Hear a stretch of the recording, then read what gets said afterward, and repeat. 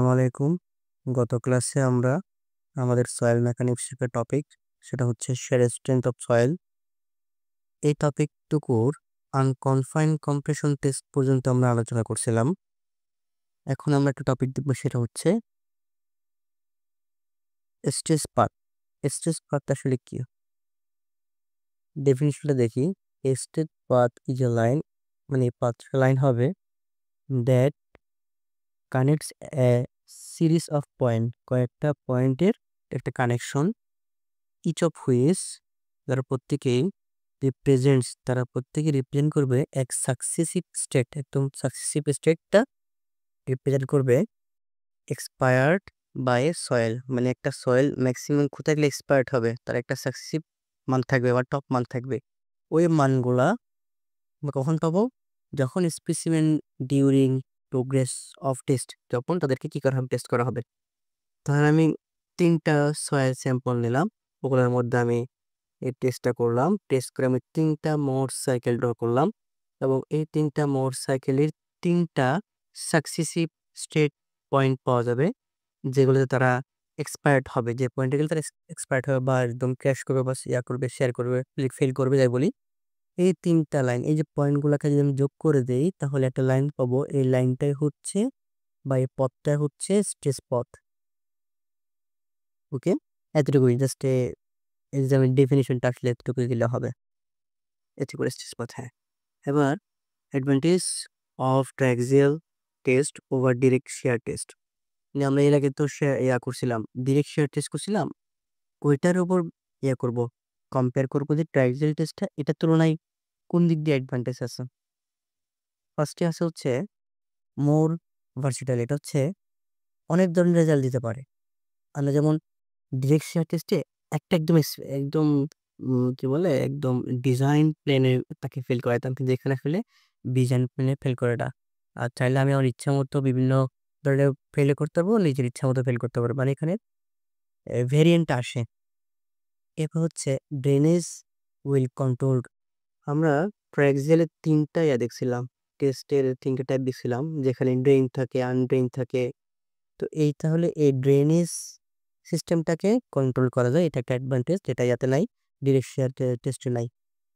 No relation of the principal stage, principal স্টেজের কোনো সম্পর্ক নাই, প্রিন্সিপাল স্টেজের সাথে কোনো সম্পর্ক নাই।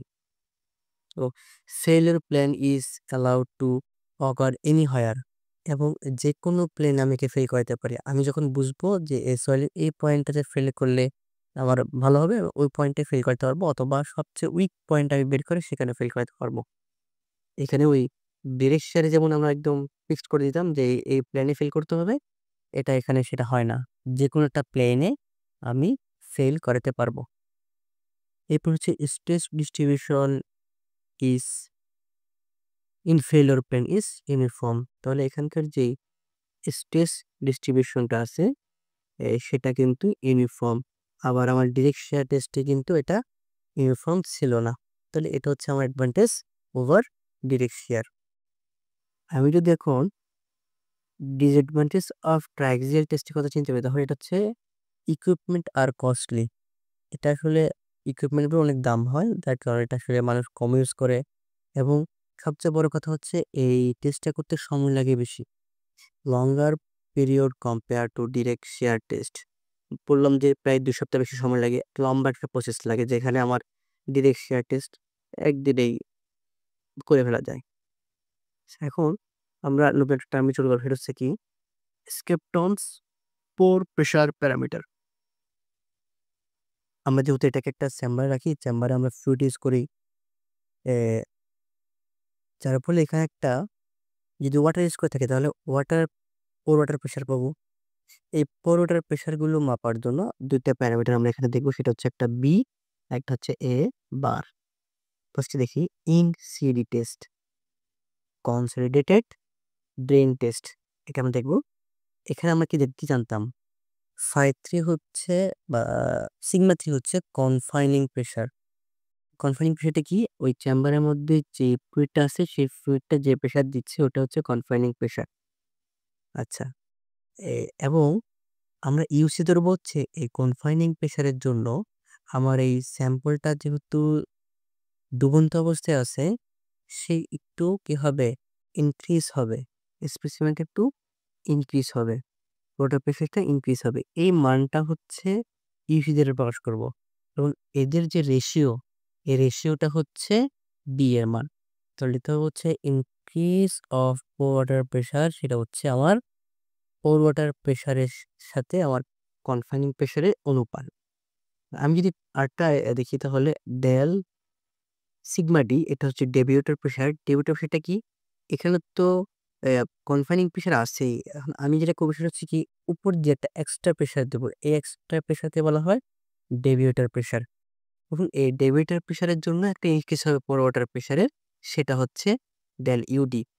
এদের রেশিওটাকে আমরা বলবো হচ্ছে এ বার, এবার সমান ডেল ইউডি এবার ডেল সিগমা ডি। সিগমা ডিটা হচ্ছে ডেভিয়েটর প্রেশার, আর উপরে হচ্ছে ইউডি হচ্ছে ইনক্রিজ পর ওয়াটার প্রেশার। এখন আমাদের হচ্ছে practical application of CU, CD এবং ইইউ টেস্টের ক্ষেত্রে সব করি পাশে সিডিএস। আমরা কনসলিডেটেড এবং ড্রেন টেস্ট দেখছিলাম, যেখানে ইমব্যাঙ্কমেন্ট, তারপর construction very slowly, large over, soft clay deposit. মোট কথা হচ্ছে এই এই টেস্টটা করা হবে যখন কোনো স্ট্রাকচার লম্বা সময়ের জন্য ক্যাপেবল কিনা, এটা টেস্ট করা হবে। কারণ এই টেস্টটাতে মানে লম্বা সময় ধরেও করা হয়, যার রেজাল্ট হচ্ছে কোনো একটা ড্যাম বা এমব্যাঙ্কমেন্ট আমার লং টাইম সাপোর্ট দিবে কিনা, সেটা আমরা চেক করবো হচ্ছে এই টেস্ট দিয়ে। বা লং টাইম ওখানে স্টে করা যাবে কিনা, ওটা থাকবে কিনা, স্টেবল হবে কিনা, লং টাইম টেস্ট করা হয় এগুলো দ্বারা। আর লং টাইম না, কিন্তু শর্ট টাইম টেস্ট সেমি আমার সেই র্যাপিডলি ওভার, মানে দ্রুত। ওখানে আসলে কি হবে, লং টাইম প্রসেস না, দ্রুত প্রসেস। যেখানে ধরো হইতে পারে এটা চেক করলাম দ্রুত যে তাৎক্ষণিকভাবে ঠিক আছে কিনা, এটা এখানে আমার লোড নিবে কিনা বা এটা থাকবে কিনা, এটা টেস্ট করি আমরা সিইউ দ্বারা। যখন কোন একটা স্ট্রাকচারে সাডেন লোড হিসাব করবো, ধরো হঠাৎ করে গাড়ি এসে থামলো, হঠাৎ করে মাল লোড করলাম, হঠাৎ করে আবার চলে গেলো, এই সাডেনলি এই লোডগুলো নিতে পারবে কিনা, এই টেস্টটা করি হচ্ছে আমরা ইউ দ্বারা। রিডিং আছে, রিডিংগুলো পড়লে চলবে। মূল কথা হচ্ছে সিট দ্বারা লং টাইম কোনো কিছু স্থায়িত্ব আছে সে চেক করবো সিট দ্বারা, শর্ট টাইম এবং সিও হচ্ছে শর্ট টাইম চেক করা, আর ইউ হচ্ছে সাডেনলি কোনো ইম্প্যাক্ট দিতে পারবে কিনা এই টেস্টটা করা। এবার হচ্ছে ভেন শিয়ার টেস্ট। এই শিয়ার টেস্টে আমি যেটা বের করবো টর্ক বের করবো, মানে আমার দুটা ব্রেক থাকবে যেটা পরস্পর ক্রস আকার থাকবে, এটা কি করবে, রোটেট করবে। হ্যাঁ, রোটেট করবে, এবং মাঝখানে একটা দণ্ড থাকবে, এটা একদম রিজিট। যেহেতু এটা ঘুরবে তাহলে এর ডায়া পাওয়া যাবে, ডায়াটা হচ্ছে ডি এবং হাইট হচ্ছে এইচ। আমি যখন এখানে কোনো টর্ক যদি এখানে দেই, এই টর্কের মানটা আমরা বের করব একটা ফর্মুলা দ্বারা, সেটা হচ্ছে এই ফর্মুলা। এই ফর্মুলা কোনটা কি, সেটা হচ্ছে ফার্স্টে সিইউ দেখবো, পাই তো আমরা জানি, ডিএইচ তো দেওয়া আছে, বিটা আমরা দেখবো। এখানে সিইউ হচ্ছে আনড্রেইনড শিয়ার স্ট্রেংথ। আমরা কিন্তু দেখছিলাম আনড্রেইনড শিয়ার স্ট্রেংথে আমার সিইউ হচ্ছে মোট সাইকেলের রেডিয়াস মানটা।